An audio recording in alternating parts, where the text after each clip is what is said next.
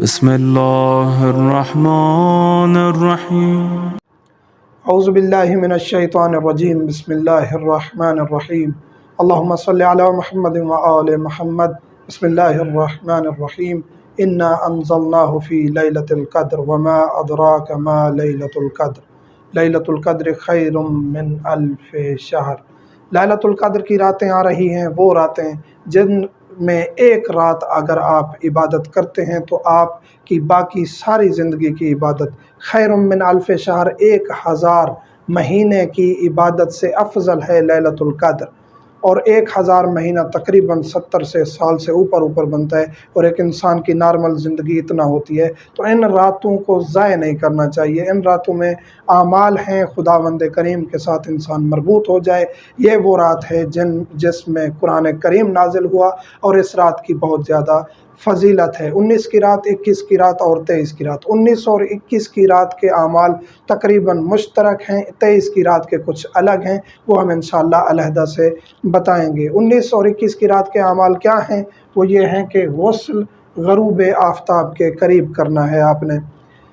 یہ وہ راتیں ہیں جو بہت ہی بابرکت ہیں۔ ان کی ابتدا آپ نے کیسے کرنی ہے؟ جو ہی آپ 18 کا روزہ رکھ چکے ہوں، 19 کی رات آنے والی ہو، روزہ کھولنے سے پہلے آپ غسل کر لیں۔ غسل کرتا ہوں یا کرتی ہوں لیلۃ القدر کا قربتاً الی اللہ۔ غسل ویسے ہی کرنا ہے جیسے عام انسان جنابت کا، حیض نفاس کا کرتا ہے۔ غسل کرنے کے بعد آپ نے افطاری کرنی ہے، آپ نے نماز پڑھنی ہے۔ اس کے بعد رات کسی بھی وقت آپ نے اعمال شروع کر دینے ہیں۔ وہ کیا اعمال ہیں؟ وہ یہ ہے کہ 2 رکعت نماز پڑھنی ہے۔ 2 رکعت نماز پڑھتا ہوں لیلۃ القدر کی قربتاً الی اللہ۔ حمد کے بعد سورۃ توحید قل هو اللہ احد 7 مرتبہ پڑھنی ہے۔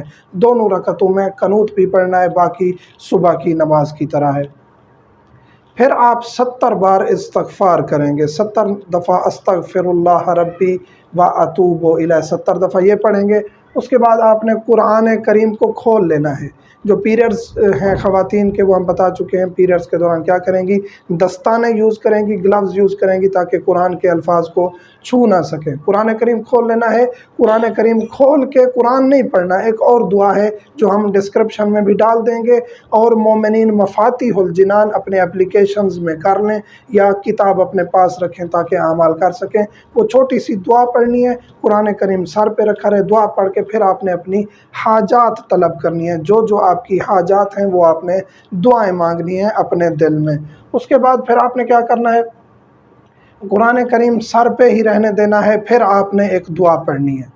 وہ یہ ہے کہ پہلے تو قرآن کریم آپ نے کھولا ہوا تھا، دعا پڑھی تھی، اب آپ نے قرآن کریم اٹھا کے سر پہ رکھ دینا ہے۔ پھر ایک چھوٹی سی دعا ہے، وہ آپ نے پڑھنی ہے، وہ بھی ہم ڈسکرپشن میں ڈال دیں گے۔ اس کے بعد آپ نے واسطے دینے ہیں۔ واسطہ کیسے ہے؟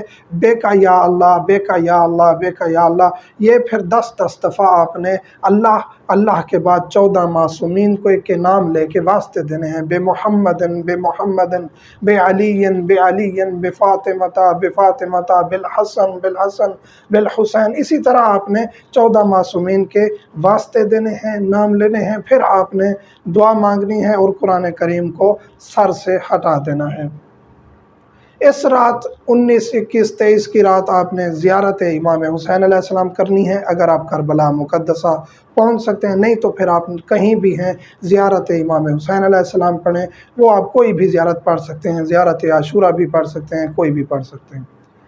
پھر آپ نے 100 رکعت نماز پڑھنی ہے۔ ان لیالی قدر میں 100 رکعت نماز 2 کر کے لیلۃ القدر کی پڑھتا ہوں قربتاً الی اللہ۔ ان کی جگہ آپ اپنی قضا نمازیں بھی 7 دن کی، 6 دن کی قضا نمازیں بھی پڑھ سکتے ہیں۔ گن لیں گے کہ ہماری 100 رکعت کتنی بن رہی ہے قضا نمازیں۔ قضا ویسے ہی پڑھنی ہے، 2 فجر، 4 ظہر، 4 عصر، 3 مغرب، 4 عشاء۔ قضا کی نیت سے دیکھ لیں گے کہ آپ 7 دن کی بنتی ہیں، 7 دن کی پڑھ کے آپ ان کا بھی ثواب حاصل کر سکتے ہیں اور آپ کی قضائیں بھی ادا ہو جائیں گی۔ پھر آپ نے دعائے جوشن کبیر پڑھنی ہے۔ جو دعائے جوشن کبیر خواتین پیریڈز کے دوران بھی پڑھ سکتی ہیں، وہ یہ ہے کہ چھونا نہیں ہے کتاب کو چھو سکتے ہیں لیکن الفاظ کو نہیں چھونا۔